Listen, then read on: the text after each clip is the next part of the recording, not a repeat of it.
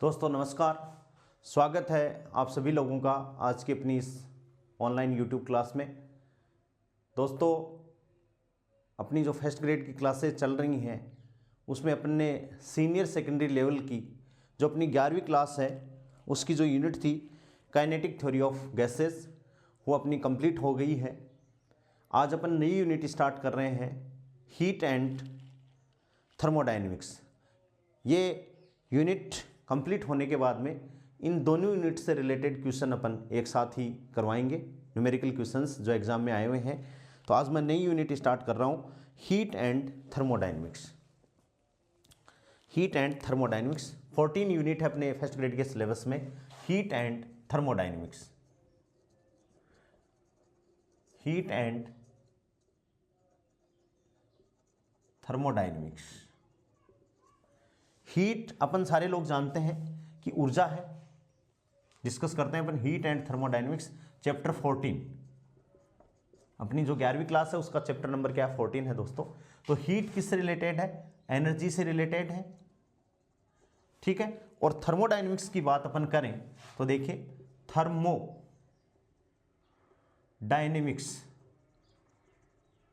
क्या है? Thermodynamics. Thermo is also related from energy या हीट, और डायनेमिक्स का मतलब क्या है? मोशन। यानी गैस की अपन बात करें तो गैस के पार्टिकल्स की मोशन, गैस के पार्टिकल्स की मोशन। इसको कई बार अपन थर्मल हीट को अपन बात करें तो इसको अपन क्या बोलेंगे? थर्मल इनर्शियल भी बोलेंगे इसको, ठीक है। थर्मोडायनेमिक्स का मतलब हीट है, डायनेमिक्स का मतलब गैस के पार्टिकल हीट के थ्रू क्या करें?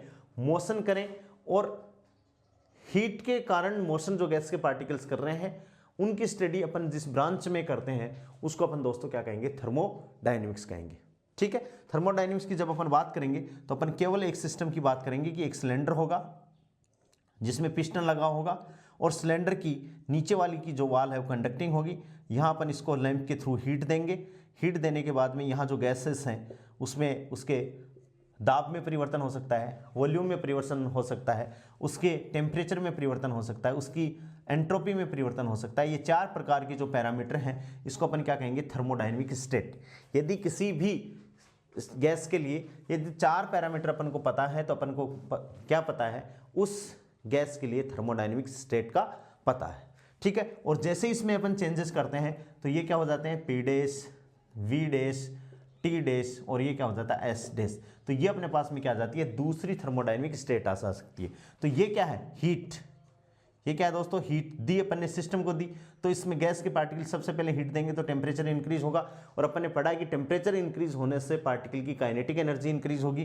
काइनेटिक एनर्जी में चेंज होने से अपन को पता है कि मोमेंटम में चेंज होगा, और मोमेंटम में चेंज होने से दोस्तों फोर्स एग्जर्ट होगा। फोर्स एग्जर्ट होगा तो ये पिस्टन ऊपर की तरफ खिसक जाएगा, खिसक जाए तो क्या हो जाएगा? प्रसार हो जाएगा। प्रसार होने का मतलब क्या हो गया? वॉल्यूम चेंज हो जाएगा, ठीक है। तो इस हिसाब से अपन पार्टिकल की हीट के थ्रू मतलब गैस के पार्टिकलों की मोशन है जिसको अपन स्टडी अपन करेंगे इसमें। तो सबसे पहले अपन बात करते हैं कंसेप्ट ऑफ हीट कि उष्मा है क्या, ठीक है। तो मैं इसको हटाने जा रहा हूं। सबसे पहले अपन बात कर रहे हैं दोस्तों उष्मा। हीट की अपन बात कर रहे हैं, किसकी बात कर रहे हैं? उष्मा, ठीक है। सिंपल सी डेफिनेशन मैं दे रहा हूं कि ऊर्जा का वह रूप, उष्मा क्या है? ऊर्जा का रूप। उष्मा क्या है? ऊर्जा का रूप है। ऊर्जा का रूप है जो किसी वस्तु या निकाय, जो किसी वस्तु या निकाय की ठंडक, ठंडक का मतलब है तापमान कम, ठंडक या गर्माहट,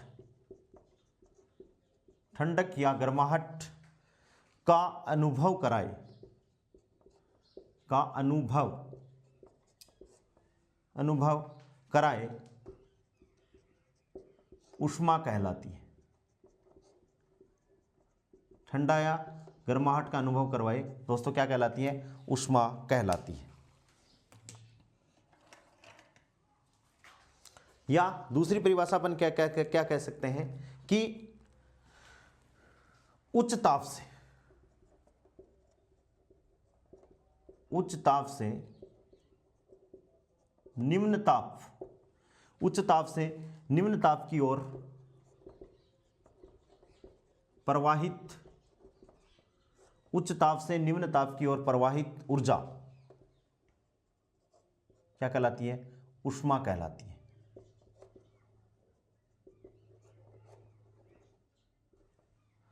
ठीक है,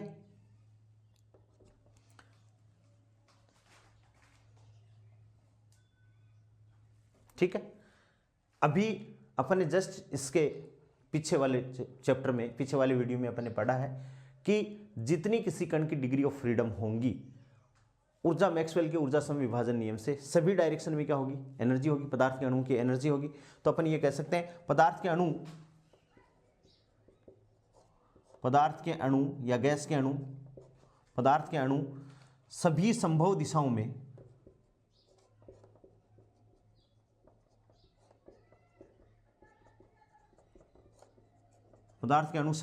दिशाओं में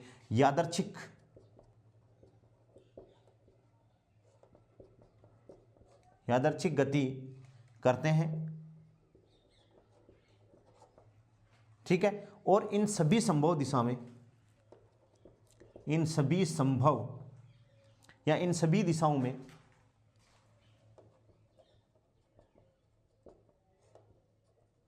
ऊर्जा समविभाजन नियम से, ऊर्जा समविभाजन नियम से गतिज ऊर्जा दिशाओं में, ऊर्जा समविभाजन नियम से गतिज ऊर्जा ऊष्मीय ऊर्जा कहलाती है। गतिज ऊर्जा को अपन क्या कहते हैं? ऊष्मीय ऊर्जा कहते हैं, यानी हीट कहलाती है। ठीक है, ऊर्जा मात्रक अपन जानते हैं, ऊष्मा का मात्रक क्या है भाई? जूल है। सीजीएस पद्धति में बात करें तो इसका मात्रक क्या है? अर्घ है। और खाने पीने के हिसाब से बात करें तो क्या है? अर्घ। ये किस में है? एसआई पद्धति में। अर्घ अपन बात करें तो ये सीजीएस पद्धति में ऊष्मा का मात्रक है। और कैलोरी व्यवहारिक सिंपल कि कितनी कैलोरी ली, तो कैलोरी भी ऊर्जा का मात्रक है। कैलोरी व्यवहारिक मात्रा बोल सकते हैं इसको, व्यवहारिक मात्रक क्या बोल सकते हैं? व्यवहारिक मात्रा बोल सकते हैं कैलोरी। और 1 कैलोरी बराबर कितना भाई? 1 कैलोरी बराबर 4.186 जूल। इस रिलेशन को आप ध्यान में रखोगे कि 1 कैलोरी बराबर कितना होता है? 4.186 जूल होता है। ठीक है, और कैलोरी की परिभाषा क्या है यहाँ से कि 1 कैलोरी की परिभाषा पहले भी अपन डिस्कस कर चुके हैं। 1 कैलोरी का मतलब क्या है कि यदि पानी का तापमान 14.5 डिग्री सेंटीग्रेड से 15.5 डिग्री सेंटीग्रेड, पानी का तापमान 14.5 डिग्री सेंटीग्रेड से 15.5 डिग्री सेंटीग्रेड यदि अपन करें, और इसको करने के लिए जितनी हीट की आवश्यकता होगी, जितनी ऊष्मा की आवश्यकता होगी, उसे अपन क्या कहेंगे? 1 कैलोरी के बराबर मानेंगे। ठीक है, तो अपन इसको लिख सकते हैं क्या कि 1 ग्राम पानी का ताप, क्या लिख सकते हैं? 1 ग्राम पानी का ताप, 1 ग्राम पानी का ताप 1 डिग्री सेंटीग्रेड, 1 डिग्री सेंटीग्रेड बढ़ाने के लिए, 1 डिग्री सेंटीग्रेड बढ़ाने के लिए आवश्यक ऊष्मा, आवश्यक ऊष्मा क्या कहलाती है दोस्तों? आवश्यक ऊष्मा 1 कैलोरी के बराबर, 1 कैलोरी के बराबर होती है। और तो ये अपन को रिलेशन याद रखना है। विमीय सूत्र जो एनर्जी का है, जूल इसका मात्रक होता है, तो इसका विमीय सूत्र, ऊष्मा का विमीय सूत्र क्या हो जाएगा?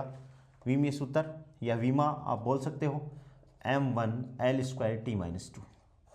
क्या हो सकता है? जो एनर्जी का मात्रक है वही क्या होता है दोस्तों? ऊष्मा का मात्रक है। तो ऊष्मा के बारे में 5 बातें हैं कि ऊर्जा का रूप है। ठीक है, जो किसी वस्तु की ठंडक की, कोई वस्तु कितनी ठंडी है, ठंडक का मतलब है उस वस्तु का तापमान कम है, यानी ठंडी ज़्यादा है या गर्म ज़्यादा है, गर्म कम है या ठंडी कम है। तो इस बात को अपन को कौन बताता है?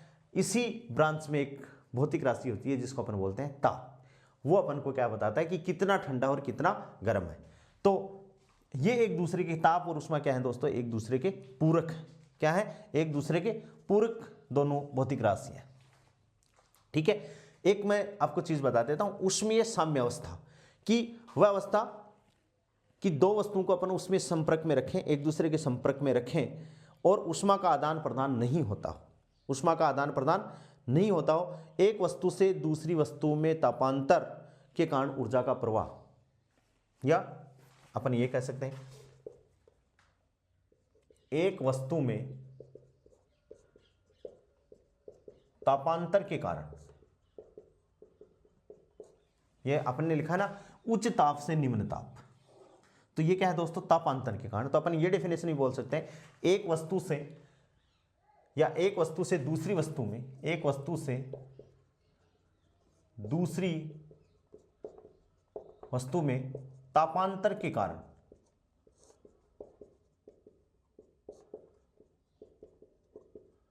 प्रवाहित ऊर्जा, तापांतर के कारण प्रवाहित ऊर्जा, ऊर्जा क्या कहलाती है, ऊष्मा कहलाती है। यह परिभाषा भी हो सकती है।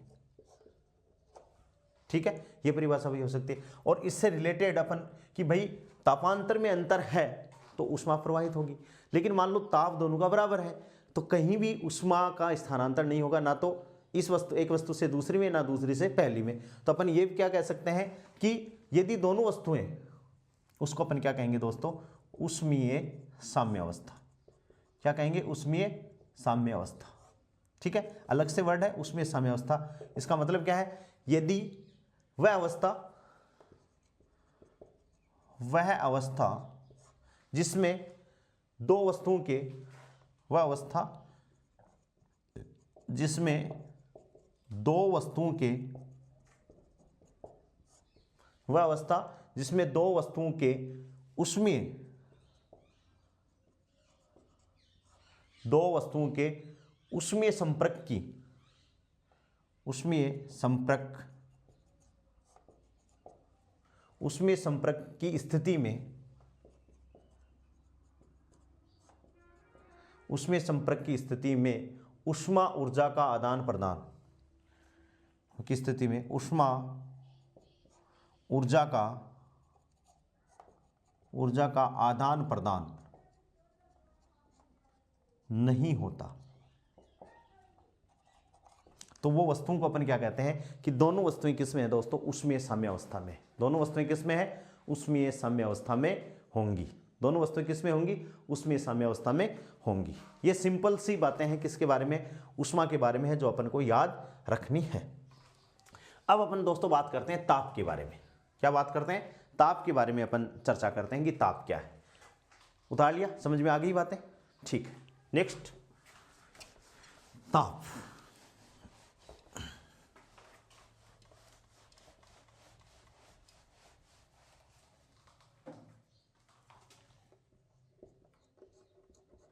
टेम्परेचर,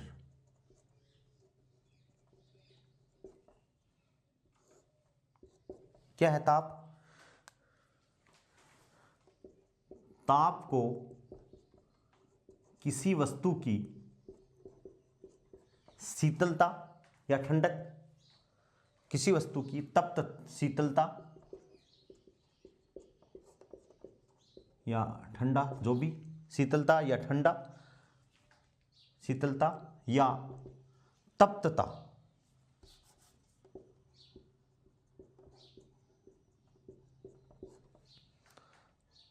तप्तता द्वारा बताया जाता है या परिभाषित किया जाता है। ठीक है, ऊष्मा का प्रवाह हमेशा उच्च ताप वाली वस्तु से निम्न ताप वाली वस्तु तक, ऊष्मा का प्रवाह उच्च ताप वाली वस्तु से निम्न ताप वाली वस्तु, निम्न ताप वाली वस्तु, निम्न ताप वाली वस्तु की ओर तब तक होता है जब तक कि इनका ताप बराबर ना हो जाए, जब तक इनका ताप बराबर ना हो जाए। ठीक है, और यदि तापमान बराबर हो जाता है, यदि तापमान बराबर होता है तो इसे क्या कहते हैं, तापीय साम्यावस्था कहते हैं। तो इसे तापीय साम्यावस्था कहते हैं। क्या कहते हैं दोस्तों, इसे तापीय साम्यावस्था कहते हैं। तो अपन ये भी कह सकते हैं कि ताप किसी वस्तु की शीतलता या ठंडकता, या ताप एक ऐसी भौतिक राशि है, इसको ऐसे भी परिभाषित कर सकते हैं, जो किसी वस्तु की शीतलता या ठंडकता का अपन को अनुभव करवाए। ऐसी इस परिभाषा को अपन बदल के भी लिख सकते हैं कि वह भौतिक राशि जो किसी वस्तु की ठंडकता या शीतलता या तप्तता का अपन को अनुभव करवाए, क्या कहलाता है, ताप कहलाता है। ठीक है, हाँ। नेक्स्ट बात क्या है कि जब किसी वस्तु को ऊष्मा दी जाती है, जब किसी, इंपॉर्टेंट बात है कि जब किसी वस्तु को ऊष्मा दी जाती है, जब किसी वस्तु को ऊष्मा दी जाती है तथा वस्तु की अवस्था,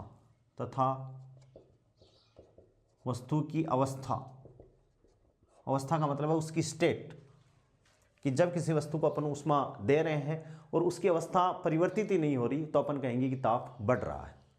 तो जब किसी वस्तु को ऊष्मा दी जाती है तथा वस्तु की अवस्था अपरिवर्तित, वस्तु की अवस्था अपरिवर्तित रहती है तो वस्तु का ताप बढ़ जाता है। तो वस्तु का ताप बढ़ जाता है या बढ़ जाएगा। और जब वस्तु से ऊष्मा ली जाती है तथा जब वस्तु से ऊष्मा ली जाती है, वस्तु से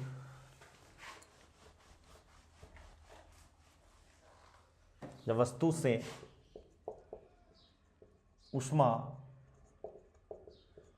ली जाती है तो उसका ताप घट जाता है। जब ताप घटता है तो अपन ये कहेंगे कि वस्तु ठंडी होगी, और जब ताप बढ़ता है तो अपन कहेंगे कि वस्तु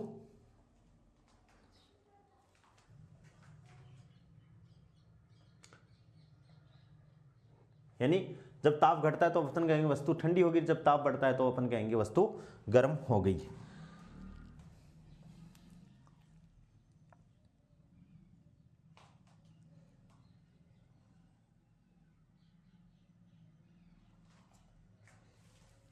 ठीक है, और ये सारी बातें हैं तो अपन क्या कह सकते हैं कि ताप ऊष्मा का प्रवाह है।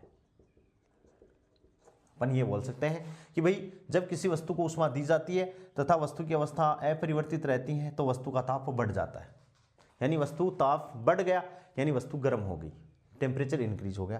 तथा जब वस्तु से ऊष्मा ली जाती है तो उसका ताप घट जाता है, यानी ऊष्मा का प्रवाह कब है, जब ताप में अंतर है तभी तो है। तो अपन क्या कह सकते हैं कि ताप है ऊष्मा का प्रवाह है। अब अपन ये भी जानते हैं कि ताप जो अपन ने 11वीं क्लास में अपने पढ़ते हैं मूलभूत भौतिक राशियां, उसमें ताप एक भौतिक राशि है। तो ताप मूलभूत भौतिक राशि है, मूलभूत भौतिक राशि है। ठीक है, दूसरी अदिश राशि भी है। ताप क्या है दोस्तों, अदिश राशि भी है। ठीक है, और ताप का एसआई मात्रक, ताप को अपन एसआई मात्रक में केल्विन से डिफाइन करते हैं। किससे डिफाइन करते हैं, केल्विन से डिफाइन करते हैं। वैसे डिग्री सेंटीग्रेड भी होता है लेकिन केल्विन अपन इसके मानते हैं कि भाई मूलभूत भौतिक राशि है जिसका एसआई मात्रक क्या होता है, ताप का केल्विन होता है। इसको आप ध्यान में रखोगे। और इसकी विमा कितनी है, ताप की विमा बराबर थीटा मान लो या के मान लो, केवल कैपिटल ब्रैकेट में K1 कर सकते हो। ठीक है, अभी तक मिनिमम कितना टेम्परेचर संभव हो सका है, अभी तक न्यूनतम, अब तक प्रयोगशालाओं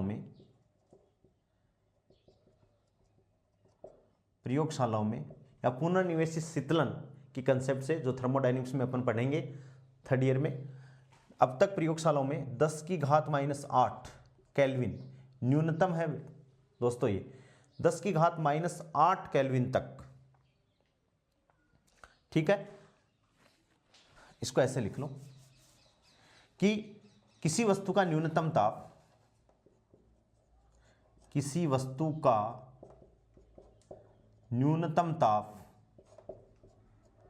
0 केल्विन हो सकता है। कितना हो सकता है? हो सकता है, होता नहीं है। कि किसी वस्तु का न्यूनतम ताप कितना हो सकता है? 0 केल्विन। बहुत इंपॉर्टेंट बात है, याद रखोगे कि किसी वस्तु का न्यूनतम ताप 0 केल्विन होता नहीं है, 0 केल्विन पे आती नहीं है कोई भी वस्तु। हो सकता है प्रयोगशालाओं में यानी एक्सपेरिमेंट में, बहुत सारी टर्म एंड कंडीशन को बदल के प्रयोगशालाओं में 10⁻⁸ केल्विन तक ताप प्राप्त किया जा चुका है। ये क्वेश्चन बहुत बार आता है एग्जाम में। 10⁻⁸ तक ताप प्राप्त किया जा चुका है। अपन अपनी यूजी में थर्मोडायनेमिक्स पढ़ेंगे, वहाँ पुनर्निवेशित शीतलन में अपन बात करेंगे। बहुत सारे एक्सपेरिमेंट हैं, वहाँ से अपन 10⁻⁸ केल्विन तक तापमान प्राप्त कर सकते हैं। भाई न्यूनतम 0 केल्विन भी पॉसिबल नहीं है, लेकिन प्रयोगशाला में टर्म और कंडीशन यदि अपन बदल दें तो कहाँ तक 10⁻⁸ केल्विन तक ताप अपन प्राप्त कर सकते हैं। और अधिकतम ताप कितना पॉसिबल है? अधिकतम ताप जो नाभिकीय संलयन अभिक्रिया में अपन पढ़ते हैं, जिसका मान अपन कहते हैं कि सूर्य का ताप, वो कितना है भाई? 10�7 केल्विन से 10⁸ केल्विन। तो यदि अपन को दोनों ऑप्शन मिले तो 10⁸ केल्विन करना है, अदरवाइज 7 मिलता है तो अपन को 7 करना है। यानी अधिकतम ताप इतना प्राप्त हो चुका है। अधिकतम ताप होता है, इसको तो क्या है? होता है। क्यों? क्योंकि अपन ये कहाँ पढ़ते हैं? नाभिकीय। कोई पूछे कहाँ, तो आपका कर दोगे नाभिकीय संलयन अभिक्रिया में, ठीक है। और गया सूर्य का ताप, और सूर्य का जो ताप होता है दोस्तों, वो इस नाभिकीय संलयन अभिक्रिया के कारण ही लोगों ने उसको एक्सप्लेन किया कि सूर्य का जो तापमान है वो इतना तापमान है, और किसके कारण है? वो नाभिकीय संलयन अभिक्रिया के कारण है। तो ये जो अपनी भौतिक राशि है वो क्या है? ये ताप है। कि भाई ताप के बारे में अपन को इतनी इन्फॉर्मेशन है। ये क्या हो गई दोस्तों? ताप हो गया, ठीक है। कि क्या होती है? शीतलता, ठंडकता देती है। अब अपन नेक्स्ट बात कर रहे हैं तापक्रम अपन मापते कैसे हैं। तो अपन बात करेंगे तापक्रम पैमाने। क्या बात कर रहे हैं अपन? तापक्रम पैमानों के बारे में दोस्तों बात कर रहे हैं कि तापक्रम पैमाने, ताप को अपन मेजर कैसे करें। तो सिंपल मैं आपको बता देता हूं कि ताप को मेजर करने के लिए अपने पास में 5 प्रकार के पैमाने। कितने प्रकार के पैमाने हैं दोस्तों? 5 प्रकार के पैमाने, ठीक है। मैं यही आपको लिख देता हूं, ताप को मापने का पैमाना या तापक्रम पैमाने,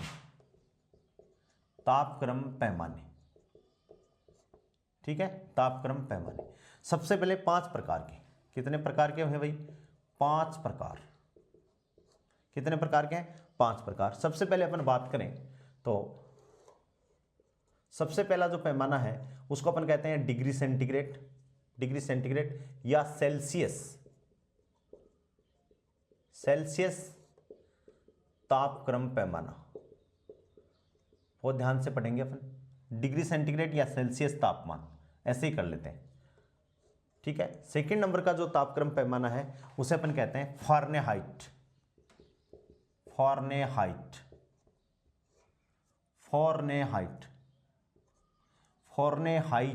तापक्रम,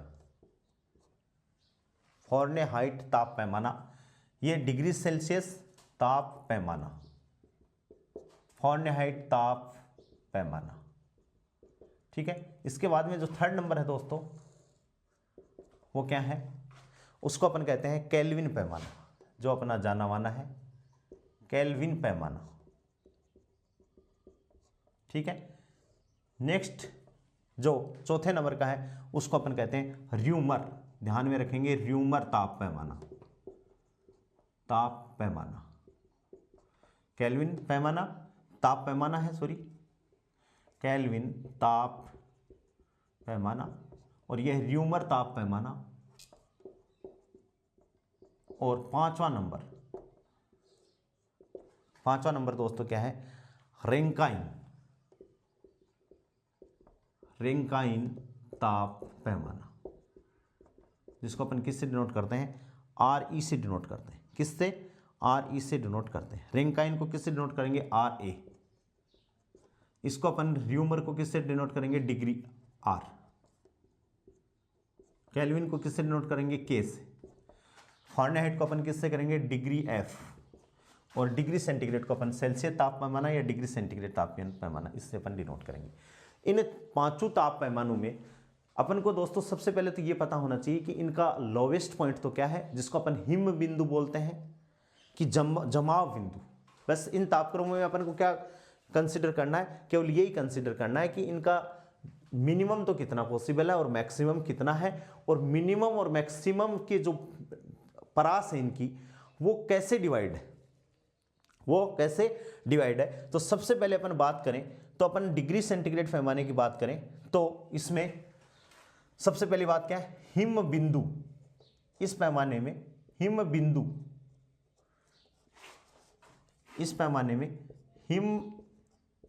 बिंदु हिम बिंदु का मतलब है मिनिमम कितना पॉसिबल है भाई, 0 डिग्री सेंटीग्रेड।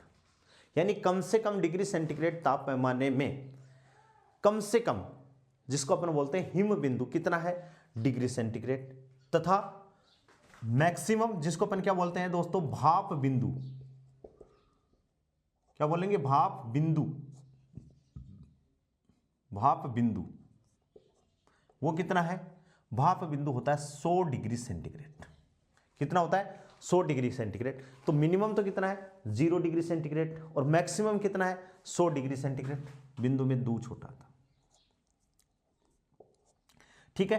तो 0 से 100 डिग्री सेंटीग्रेड अपन बात करें कि ये तो क्या है भाई, 0 डिग्री सेंटीग्रेड, और ये क्या है, 100 डिग्री सेंटीग्रेड मैक्सिमम। और इन दोनों की जो बीच की रेंज है वो कितने बराबर भागों में डिवाइडेड है, 100 बराबर भागों में। कितने भागों में, 100 बराबर। यानी ये जो परास है तो अपन ये लिख सकते हैं, परास यानी 0 डिग्री सेंटीग्रेड तथा 100 डिग्री सेंटीग्रेड 100 बराबर भागों में विभाजित। ठीक है भाई, ये किसका हो गया, डिग्री सेंटीग्रेड की। अपन को इतनी ही बातें याद रखनी है, 0 डिग्री सेंटीग्रेड तक 100 डिग्री सेंटीग्रेड, और ये कितने बराबर भागों में बांटे, 100 में है। ये डायग्राम मैंने बना दिया, आप बनाना चाहो तो इसको बना सकते हो, ठीक है। ये बात किसी होगी, डिग्री सेंटीग्रेड पैमाने की बात होगी, ठीक है। अब नेक्स्ट अपन बात कर रहे हैं किसके बारे में, इसके बारे में, फारेनहाइट। तो वही बात इसमें, हिम बिंदु फारेनहाइट पर कितना है, हिम बिंदु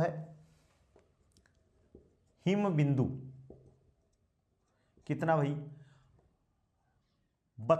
डिग्री 32 है तो मैं 32 डिग्री फारेनहाइट, ठीक है। भाप बिंदु 212 डिग्री फारेनहाइट। अपन को याद रखना है, ये अपने सिलेबस में पूरा, फर्स्ट ग्रेड में, 11वीं के सिलेबस में, नीट के सिलेबस में, सारे सिलेबस में। तो ये कितना हो गया भाई, 212 डिग्री फारेनहाइट। और वही बात, 32 डिग्री फारेनहाइट तथा 212 डिग्री फारेनहाइट कितने बराबर भागों में, 180 बराबर भागों में डिवाइडेड। कितने भागों में वो डिवाइडेड है, 180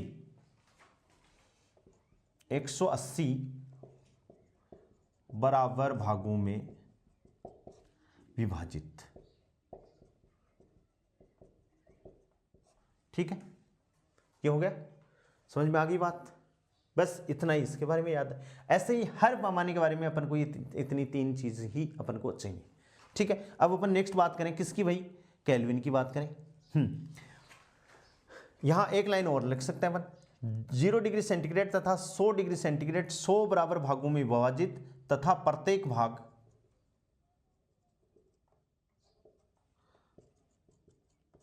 भाग का मान 1 डिग्री सेंटीग्रेड।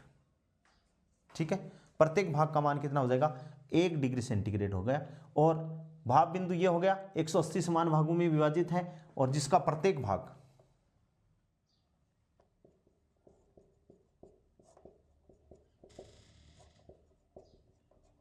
1 डिग्री फ़ारेनहाइट,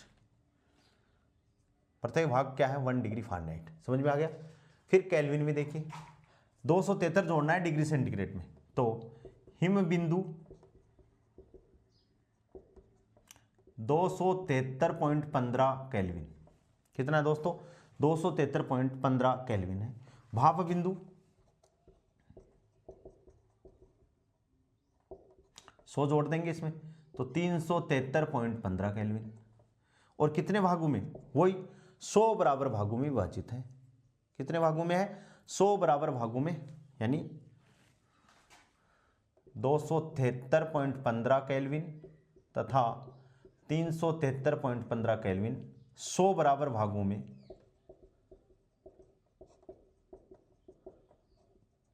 में विभाजित तथा प्रत्येक भाग 1 केल्विन को शो करता है। प्रत्येक भाग का मान कितना है 1 केल्विन, ठीक है। र्यूमर की अपन बात करें, र्यूमर पैमाना, ताप पैमाना, हो सकता है कि आपने इसको पहली बार ही सुना हो। इसमें हिम बिंदु कितना है, हिम बिंदु 0 डिग्री आर, भाप बिंदु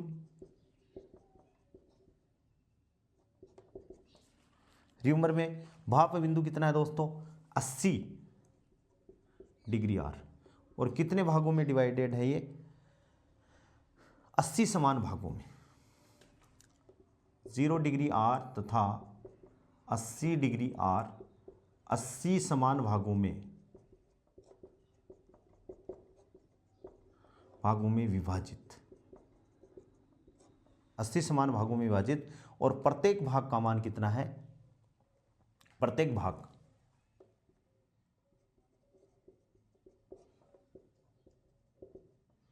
जिसका प्रत्येक भाग 1 आर है, ठीक है। रैंकाइन आर इसे डिनोट करते हैं, वो इसमें हिम बिंदु की अपन बात करें तो हिम बिंदु इसके लिए कितना है 460 Rankine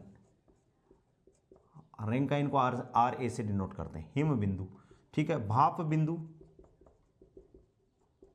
672 R A, 672 R A, और कितने भागों में डिवाइडेड है 212 समान भागों में, यानी 460 आर ए तथा 672 आर ए, 460 आर ए तथा 672 आर ए 212 समान भागों में विभाजित, 212 समान भागों में विभाजित है, और प्रत्येक भाग का मान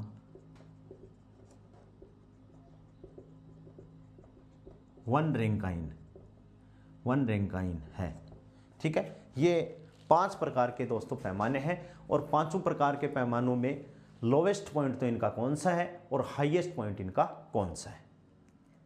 लोवेस्ट एंड हाईएस्ट पॉइंट के बारे में अपन ने चर्चा कर ली कि इनका डिग्री सेंटीग्रेड ये अपन पढ़ते हैं, जनरली अपन जानते हैं। फ़ारेनहाइट अपन कम पढ़ते हैं, ये भी अपन कम जानते हैं। इसको अपन बहुत पढ़ते हैं तो बहुत जानते हैं। फ़ारेनहाइट 9th क्लास में रिलेशन आ जाता है, ठीक है। र्यूमर और रैंकाइन आप लोगों के लिए नए हैं। अब इन विभिन्न तापक्रम पैमानों में अपन संबंध कैसे लगाएं, तो एक फॉर्मूला है, उसको मैं लिख देता हूं कि किसी भी स्केल का पाठ्यांक माइनस हिमबिंदु बटे भाप बिंदु माइनस हिमबिंदु बराबर कांस्टेंट। देखो यहां मैं एक फॉर्मूला लिख रहा हूं, किसी भी विभिन्न ताप पैमानों में संबंध। पहला अपना टॉपिक क्या है, विभिन्न ताप पैमानों में संबंध, ठीक है। तो अपन ताप पैमानों में संबंध है कि एक फॉर्मूला अपन पढ़ेंगे और उसी के बेसिस पे सबको लिख देंगे। क्या है फॉर्मूला, किसी भी स्केल का पाठ्यांक, फॉर्मूला क्या है, किसी भी स्केल का पाठ्यांक, स्केल का पाठ्यांक का मतलब है डिग्री सेंटीग्रेड है तो C, फारेनहाइट है तो F, रैंकिनाइट है तो R एंड रैंकाइन है तो RA। किसी भी स्केल का पाठ्यांक माइनस हिम बिंदु बटे भाप बिंदु माइनस हिम बिंदु और बराबर क्या है, नियतांक। क्या है दोस्तों, नियतांक। केवल यही फॉर्मूला अपन को काम में लेना है, ठीक है। अब इसी के बेसिस पे अपन पांचों को कर देंगे। किसी भी स्केल का पाठ्यांक माइनस हिम बिंदु का मतलब 0 डिग्री सेंटीग्रेड में कितना है दोस्तों, 0 ही है हिम बिंदु, बटे भाप बिंदु माइनस हिम बिंदु, ठीक है। अब इस फॉर्मूले के, ये फॉर्मूला है, यानी इसके लिए, इस पाठ्यांक के लिए बराबर नियतांक,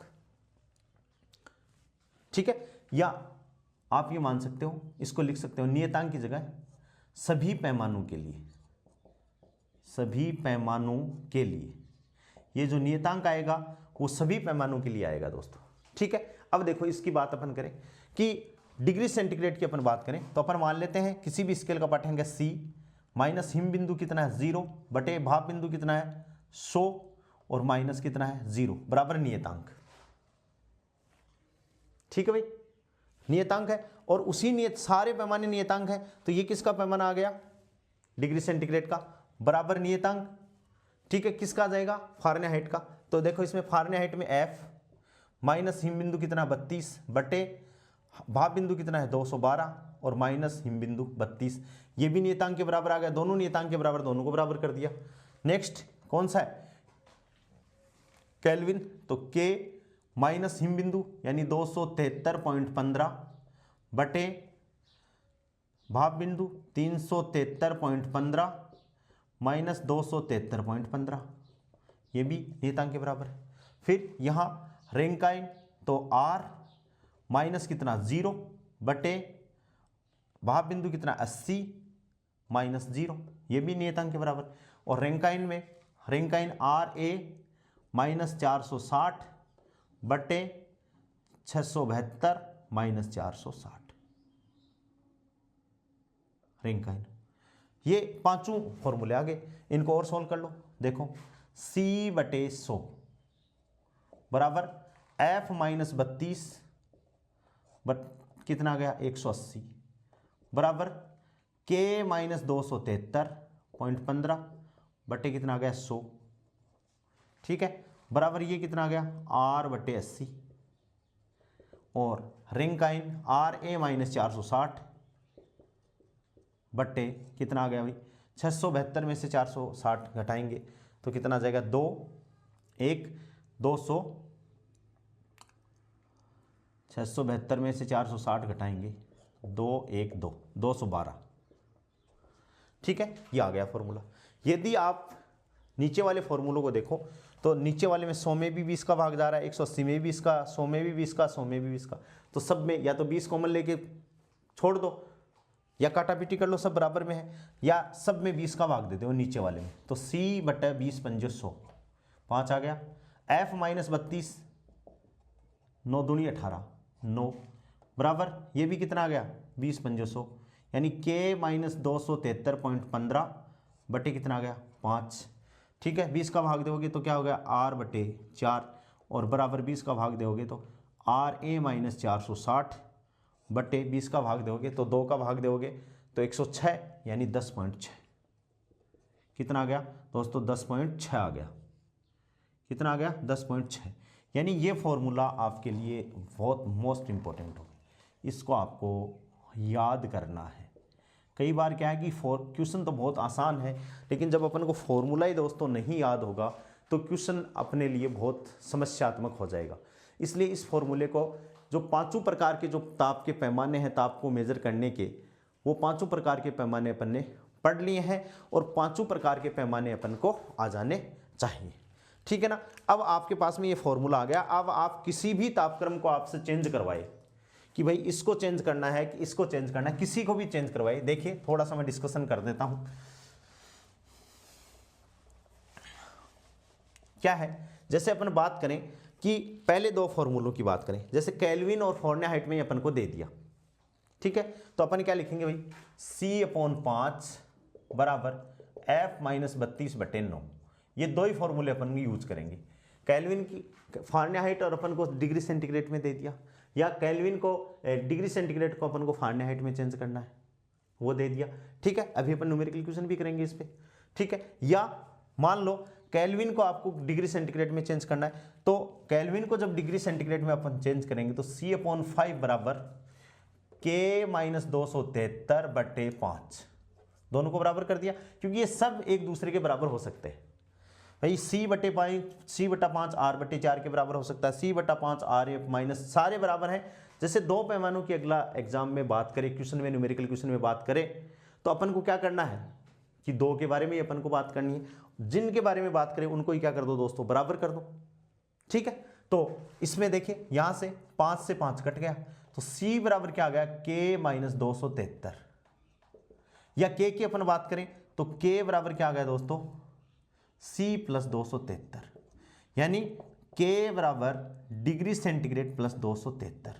जब अपन को डिग्री सेंटीग्रेड को केल्विन में चेंज करना है तो अपन को उसमें क्या ऐड कर देना है, 273.15 है, 273.15 ले लो, अपन 273 ही मानते हैं, इसलिए जनरली यही अपन के उसमें आ गया, जबकि एग्जैक्ट वैल्यू क्या है, 273.15 है, ठीक है। तो यहाँ ये फॉर्मूला अपन पढ़ते हैं, छोटे बच्चों को अपन बताते हैं कि डिग्री सेंटीग्रेड में 273.15 जोड़ दो तो वो केल्विन में कन्वर्ट हो जाता है, लेकिन होता कैसे है, वो इस हिसाब से कन्वर्ट होता है। ऐसे ही आपको र्यूमर में दे दिया और केल्विन में चेंज करवाया, तो आप C/5 बराबर R/4 यहाँ से कर सकते हो, बहुत सिंपल हो गया। या आपको रैंकाइन में दे दिया, केल्विन में चेंज, कोई से भी फॉर्मूले को, कोई से भी तापक्रम को आप एक तापक्रम से दूसरे तापक्रम में क्या कर सकते हो दोस्तों, परिवर्तित कर सकते हो। आपको ये फॉर्मूला बहुत अच्छे से याद रखना है।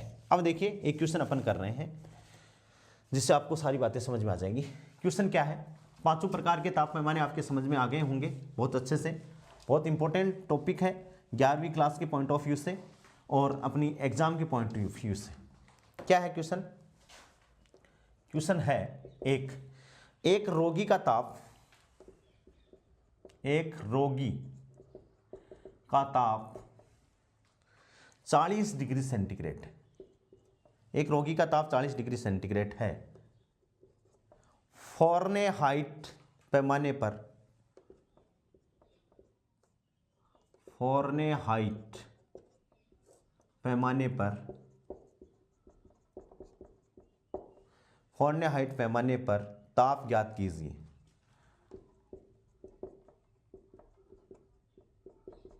ठीक है भाई, किसमें, 40 डिग्री सेंटीग्रेड और फारेनहाइट में अपन को कैलकुलेट करनी, यानी ये दो ही पहले दो ही काम में आ जाएंगे।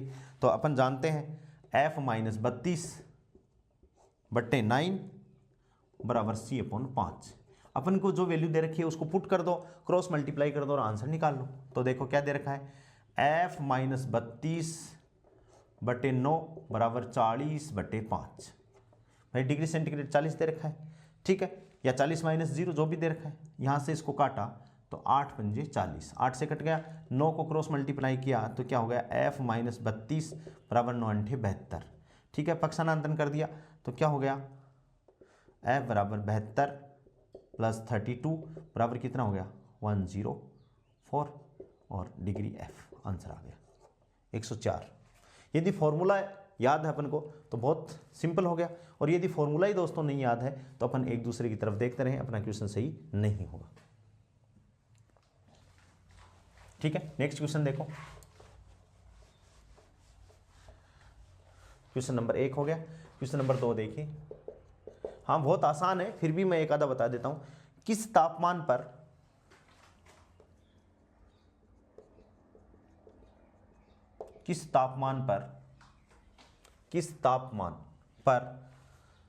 फारेनहाइट पैमाने का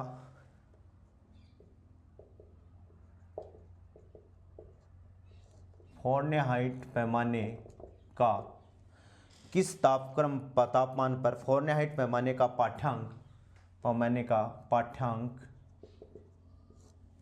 पाठ्यांक सेल्सियस के दुगुने के बराबर होता है। सेल्सियस के दुगुने के बराबर होता है, यानी फ़ारेनहाइट और सेल्सियस ही है। ठीक है, फॉर्मूला क्या है, F माइनस 32/180 बराबर C/5। क्वेश्चन को अपन ध्यान से पढ़ेंगे तो क्या दे रखा है कि किस तापमान पर फ़ारेनहाइट पैमाने का पाठ्यांक, ठीक है, अपन मान लेते हैं कि भाई सेल्सियस का पैमाना कितना है, कोई भी मान लेते हैं x, तो फ़ारेनहाइट का कितना हो गया 2x।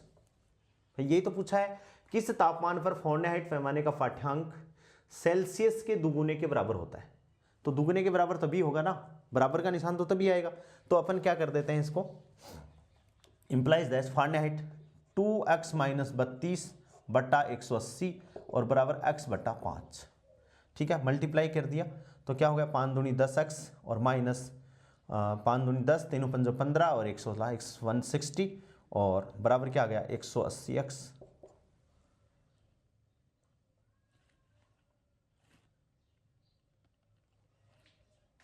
सॉरी, ये 9 आएगा, ये 9, तभी ये फॉर्मूला सही होगा। तो ये क्या हो गया 10 माइनस 160 बराबर 9x। ठीक है, 9x इधर आ जाएगा तो 10x minus 9x equals to कितना हो गया 160, implies that x equals to 160। x equals to 160 का मतलब क्या है, आंसर आ गया कि 160 और वो क्या हो जाएगा 120 हो जाएगा। 160 और दोस्तों क्या हो जाएगा 120। इस हिसाब से अपन को ये सारे फॉर्मूले रटने हैं, सारे फॉर्मूले अपन को याद रखने हैं और इन फॉर्मूलों के बेसिस पे अपन को तापमान और डिग्री सेंटीग्रेड के दोस्तों न्यूमेरिकल क्वेश्चन करने हैं। आगे का डिस्कशन अपन नेक्स्ट क्लास में करेंगे तापमान से आगे। आज के लिए इतने, बहुत बहुत थैंक्स।